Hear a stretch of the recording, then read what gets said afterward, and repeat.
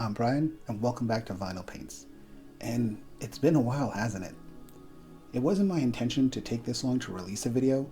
In fact, after my 1 year anniversary, I wanted to release this video the next week. But I got a couple of last minute work projects, and I had a road trip planned well in advance. I came back from that road trip, and I got a last minute acceptance into a convention. So I really was trying to get everything ready for the convention. And then the next thing you know, it's been a month. The funny part of it all is the weekend of the convention, we ended up having a snowstorm and the convention got delayed till end of March. In the last video, I painted Megatron as a top cell sheet or the foreground, and in this video, I'm going to paint Starscream and Thundercracker as a background layer to complete the painting. I took the design elements from Render 87. They did this Starscream OVA fan film, which is absolutely amazing. I'll link to it below. It's a little strange that I'm not into Transformers. I love planes, I love cars. I go to the air show every year to take pictures of planes. But for some strange reason, it was maybe a little bit before my time, at least G1, and my first real introduction to Transformers was the 3D animated Beast Wars show, which I've been told isn't the best entry point. So a lot of my Transformers knowledge is based on the modern films and stuff that are kind of like post Beast Wars the show. So a lot of that G1 stuff I just didn't really have exposure to. So if I'm not overly familiar with Transformers and I'm not crazy about it other than my love of planes and automobiles, why did I pick Transformers to do such an elaborate piece, one with 3 different characters in it? And that's because I wanted to go back and revisit screen tones. A while back I did a little test on a Kenobi one and I was like, I want to see how the screen tones will turn out if I did it on something more designed for it. And while looking through a lot of references for screen tones, a lot of it was manga, and because of that there was a lot of giant robots and stuff, and the real biggest exposure I have to giant robots, at least in my world, is Transformers. So I thought this would be a perfect test for it. I would be wrong, but I thought it was a perfect test for it. I'm going to try to include a little bit more often some of the paints that I use. On the Starscream, I did use a lot of toon tones. I tried to stick to not mixing colors so that if you ever want to follow along, or if you have any of these colors, at least you can kind of see what I used as a reference. So why was I wrong? Well, I spent a lot of effort in the last video working on adding in all these different gray tones to Megatron. I was inspired by that Johnny painting I did a few videos back. The funny thing about it is, if you're ever going to do something and kind of give it like a grayscale or black and white kind of approach to it, maybe don't pick a character that's pretty much gray. So Megatron is pretty much gray, and I put 5 different grays into him, which were kind of useless because he's just a gray character. Because of that, I made a second mistake. I decided, well, that didn't work, but like, it's not the end of the world, he still looks good. I'll do the other characters in color, and then I'll still use the screen tones. Well, as I'll show you later in the video, the screen tones, I'm pretty happy with how they work, but they don't work very well when the characters are colored. For Starscream and Thundercracker, I decided to do a 2-tone setup for the painting. So that's just a highlight and a shadow. I kind of had changed my approach a couple times while painting this. Originally, I had done the Duga, which shows where I wanted the different colors to be. But when I decided to put screen tones on this, I realized that I wasn't going to be able to hold to that. One of the disadvantages of working on screen tones on a cell as opposed to paper is that you really can't use the normal technique, which is kind of like scratching away at it and removing little bits of it. It leaves too much residue and too many scratches on the cell, so you kind of almost have to pre-cut them to place them. So because of this, I decided to go with a very simple 2-tone setup for the paint, which is just a light and a dark. But because I was inspired by that Starscream OVA, I did throw in elements of this, like of the white, which is like almost flares or white spots that are caused by the lighting. I just really liked it, and I wanted to pay tribute to where I got the inspiration from.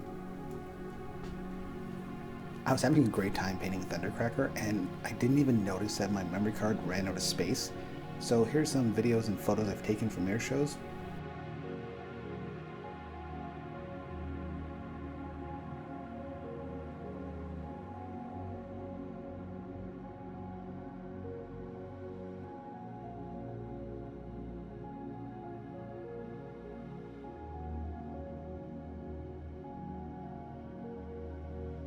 So I decided to do two different screen tones.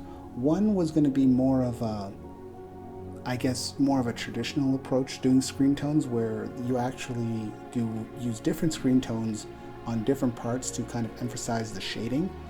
And then I thought, for simplicity purposes, I would just do one screen tone and kind of use it almost as a mask for Megatron.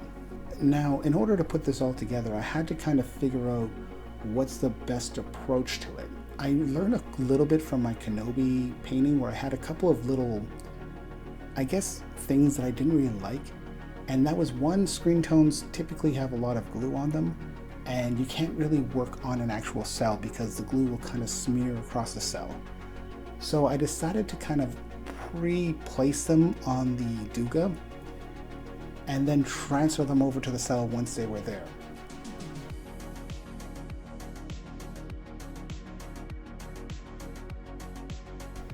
So now we're going to take a look at the second technique here, and that was more of a masking technique, or mask technique.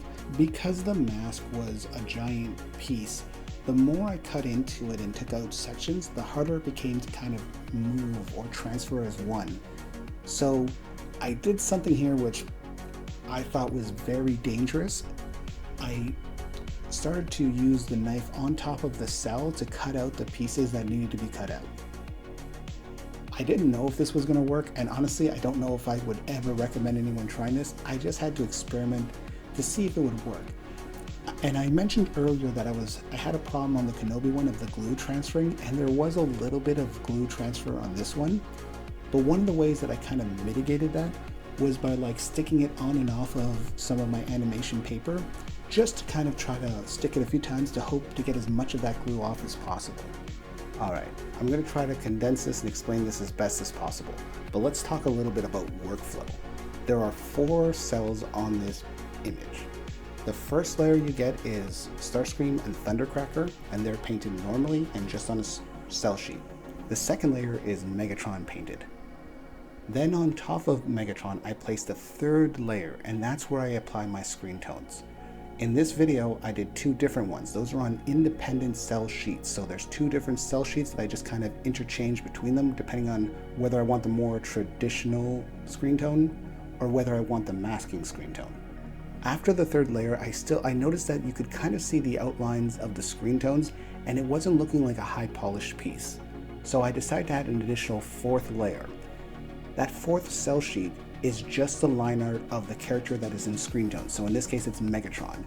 So that's the 4 layers that are required to make this effect. As you can see here, I did try to put screen tones on the other characters. It just wasn't working on the colored paint. I think that's the biggest thing I've learned from this, is that screen tones can be amazing for giving a character shadows. It can work really well on whites and grays, but on reds and blues, it kind of makes it look muddy. I'm not 100% certain that it can't work, but as of right now, I need to go back to the drawing board if I were to use screen tones on a colored piece.